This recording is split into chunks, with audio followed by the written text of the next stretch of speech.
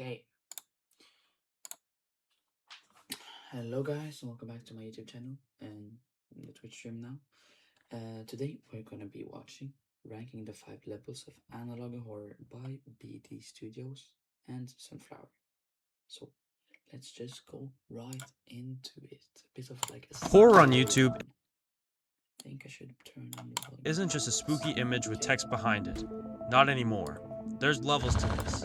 With so many series this time and a whole nother level, let's discuss the 5 varying levels of quality in These are low-key so scary though. I watched these before.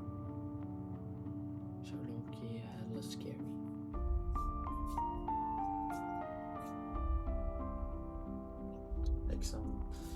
Like the Backrooms one. I've watched the Backrooms movie. Analog horror. Okay, let's go into this. Hello everyone, it's me, Sunflower, back again with BD Studios to talk about the 5 levels of analog horror again. I'm glad you all enjoyed the last one, and I'm here again to introduce level 1. So, welcome to level 1, where creativity comes to die.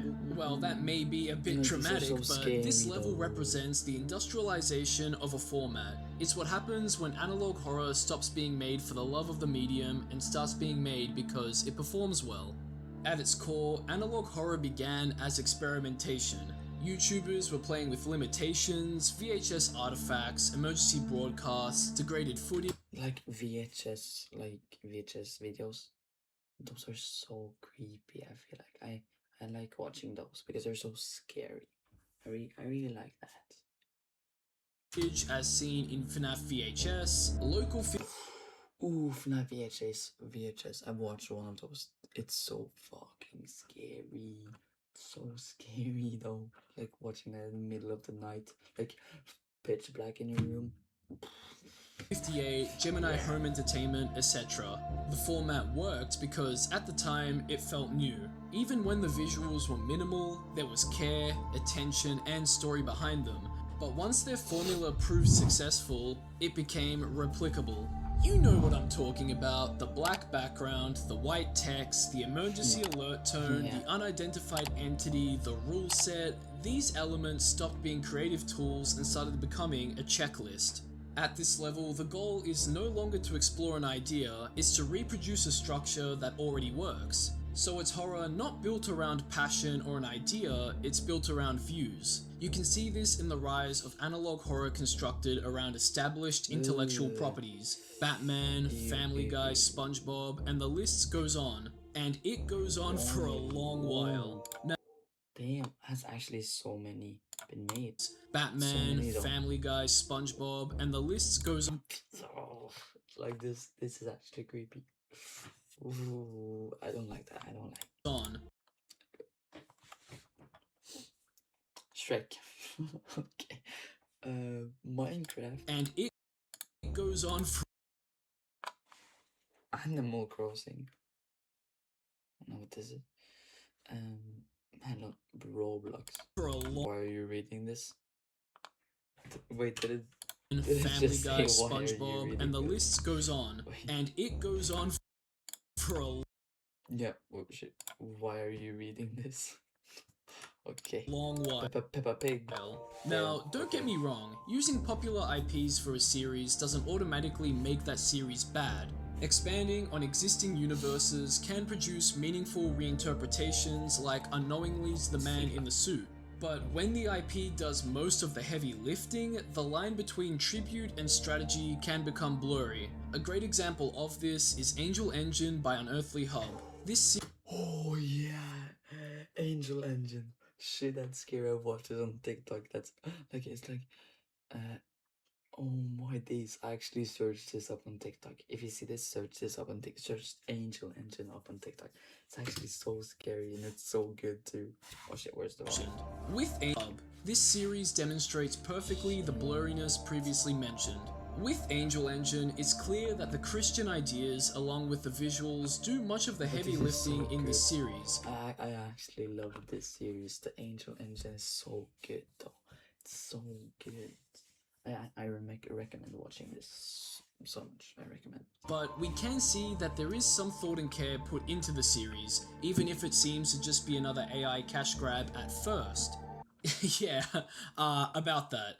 The story of the series has been running in circles for a while now, and the person behind it has said that he was going to stop using AI generated images and videos and hire artists just to go back on that around a month later.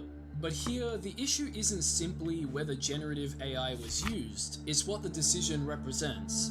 When a creator Damn, this guy thinks it's bad. I think it's actually good. Or like, I think the videos are good. I think they're.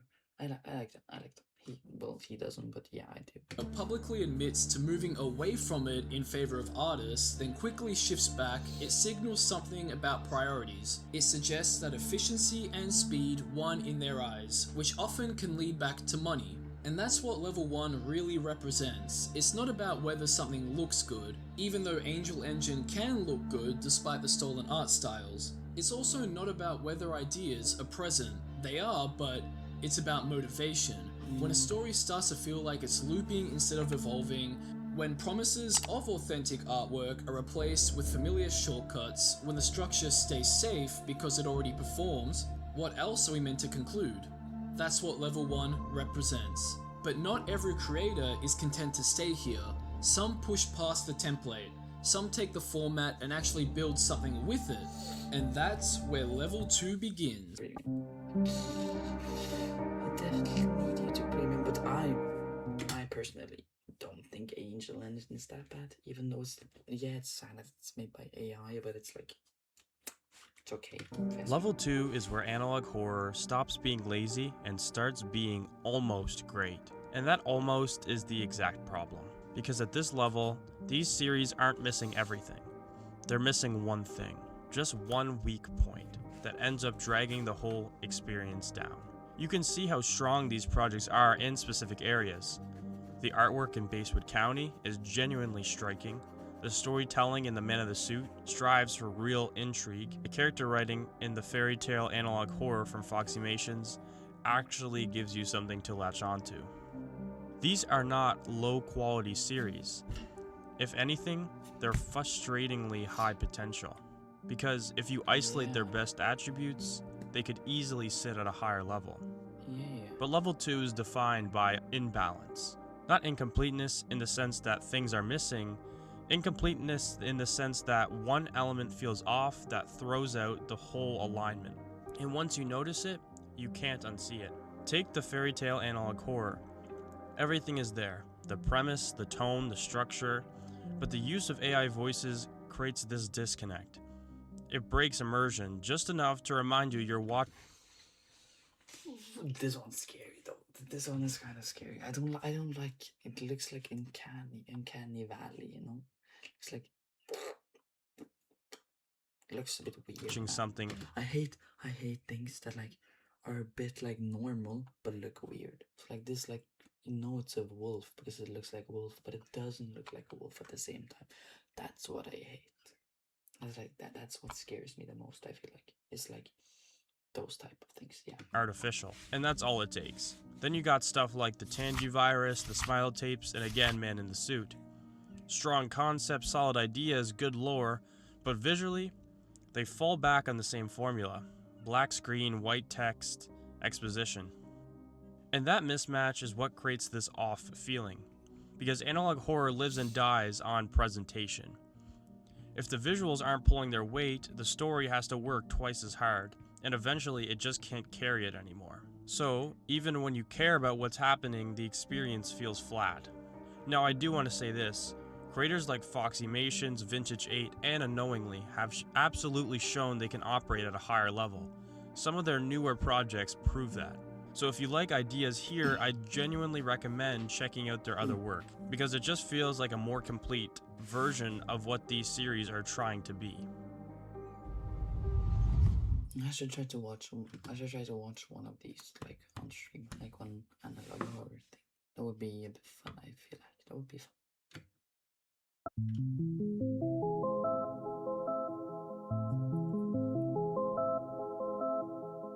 Level 3. Okay. Have I seen any of these? I think I've seen this one, but like no one else. These look kind of creepy though. This one just looks bad. I feel like I don't like how that one looks. Yeah, this one's a bit weird. Looking at the list we have here, we have some real heavy hitters of the genre. Stuff like Local 58, Gemini Home Entertainment, The Oldest View, Midwest Angelica. I think you're gonna want to remember some of these on this list.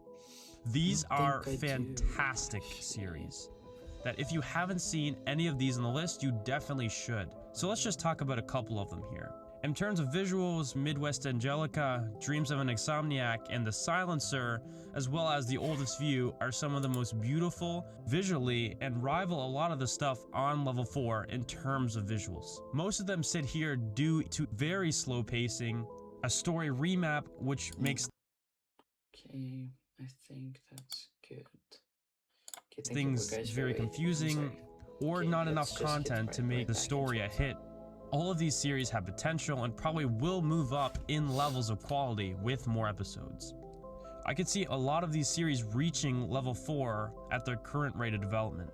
But let's move on to an OG of the platform at this level, Gemini Home Entertainment. This series defined analog horror when it first came out, and if we were to talk about how a series defines a genre, this would be level 5.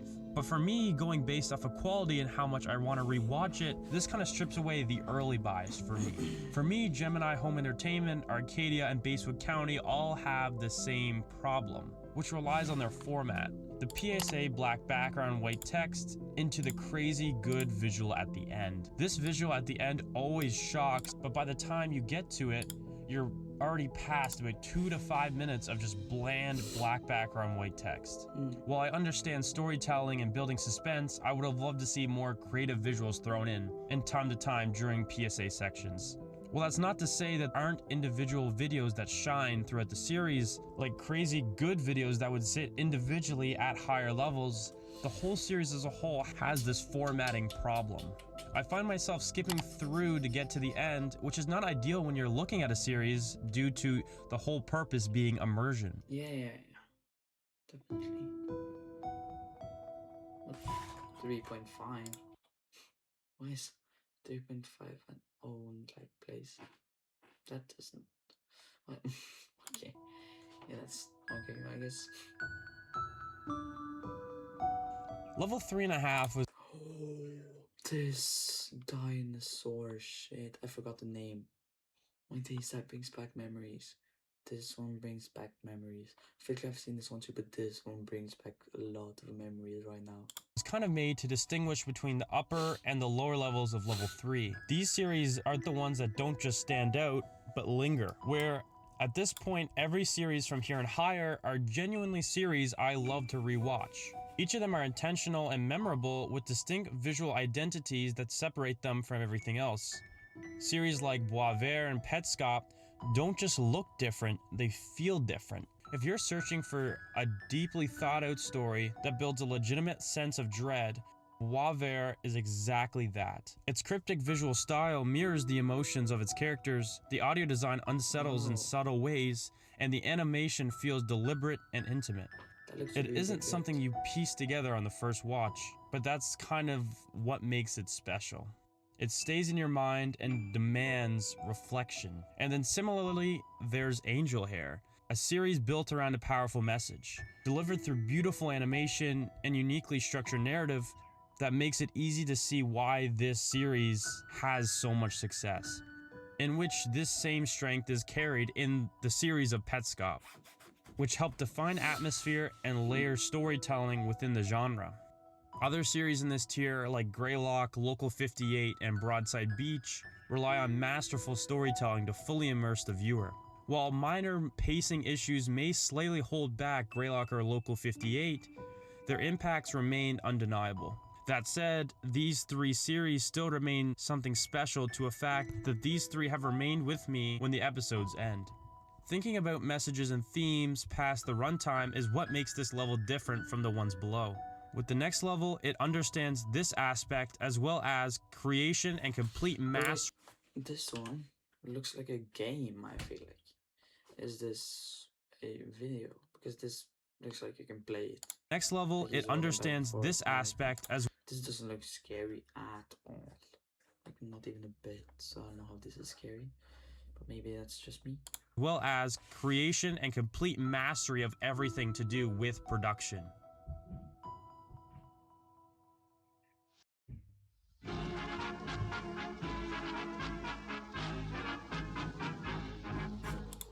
Ooh, this one, the star. This one. I remember though. This one the most of the Bonnie one from Fancy Freddy's. This shit. So scary. So scary. Welcome to level 4, the goats of the genre. Mind you, anything in this level is what I'd consider to be a 9 out of 10 on a ranking if you were to do it traditionally. Just looking at the lineup, anyone who has been around analog horror, I feel can tell the series here are something special.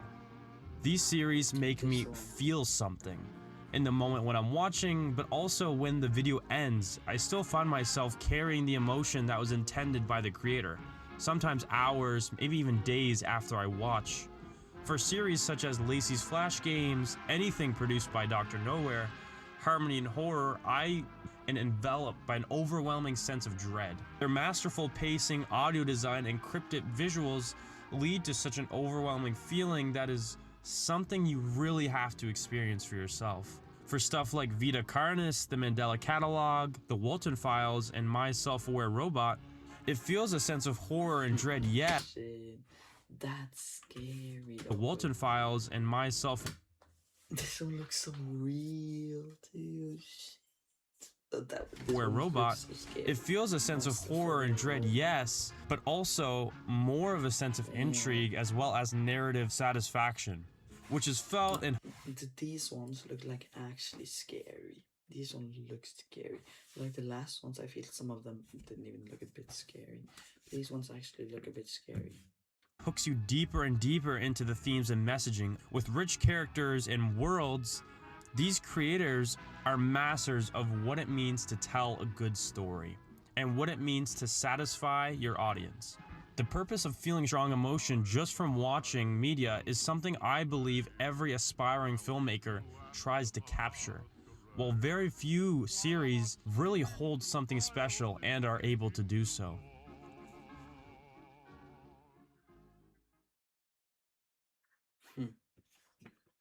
So now the 5, the top of the top. Now I'm ready for something good.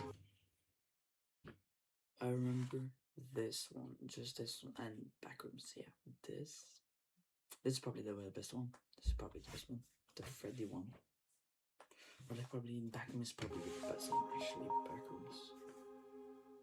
But now let's talk about the last level, genre breaking. These series are so much more than analog horror as to why they're here. Welcome to level 5. Here we are, the complete experiences that do everything on every level we had talked about before, but so masterfully that it breaks its own atmosphere entirely. Every series here changed what it means to create horror on YouTube, and for that, it deserves its... This one, I've watched this one. I know I watched this one. The Pirate Cove. I think that's what it's called. The Pirate Cove. This one is hella scary. Shit. I recommend go to watching this. No, watching this. Watch this. Own recognition. So let's start at the very beginning, where it doesn't get much earlier than this. Salad fingers. Its horror and disturbing elements carry throughout every horror series on YouTube today. This was the birthplace of unsettling content on the platform, with its cryptic and unsightly visuals and audio design way past its time of cat videos. It shows that there was an audience and demand for this type of content on YouTube, paving the way for much to come. And that's such an undermine for what this series really is, and if you want to see a whole entire video on it, make sure to let me know in the comments. Never watched Salts of Fingers, but if it's like the original, that looks good. What's this? This looks like a children's show. But looking at the next piece, let's look at an unreal high production horror on YouTube, even today, DHMIS. What a series this is. DHMIS. Don't hug me, I'm scared. What a series this is. To be posted on YouTube with this high of a production value, and even if it was posted today, the level of quality would be among the higher ranking series on YouTube. But this was posted 14 years ago. 14 As to why the season 2 of this was posted on TV through Channel 4.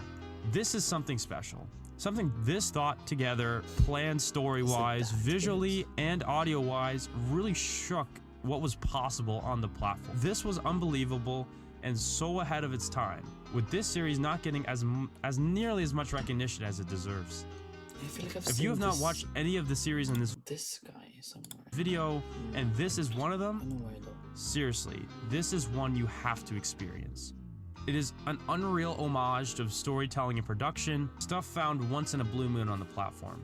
This series as a whole just inspires production of shows on the platform, but it also inspires the production of horror film on the platform, with horror and disturbing visuals being its main outlet.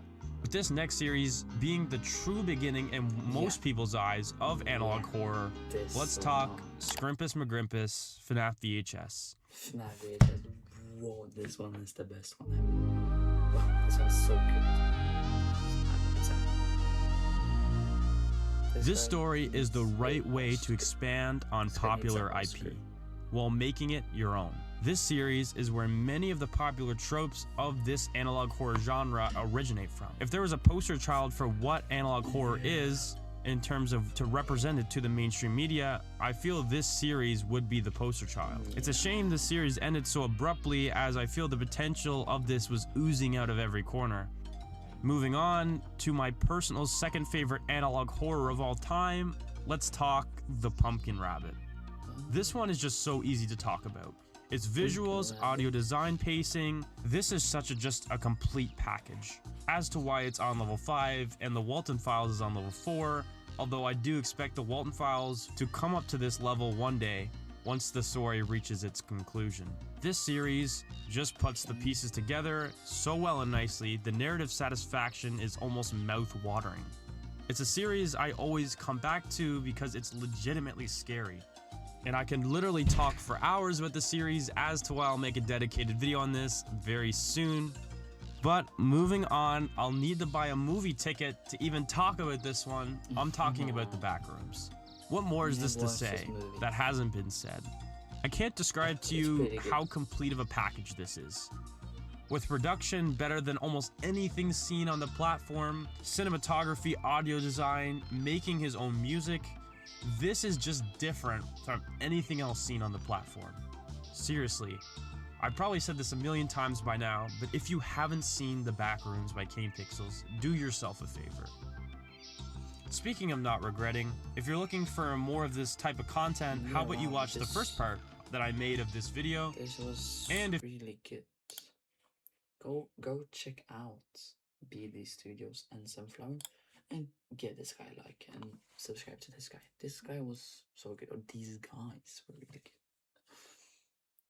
Some this peak engagement bait, Pumpkin Rabbit, and Delicate. Oh, Tangiverse, I don't know what that is. Okay, so this was the end of the YouTube video. If you liked the YouTube video, make sure to subscribe and like and check out my stream where I stream all of this. See you another time. Goodbye.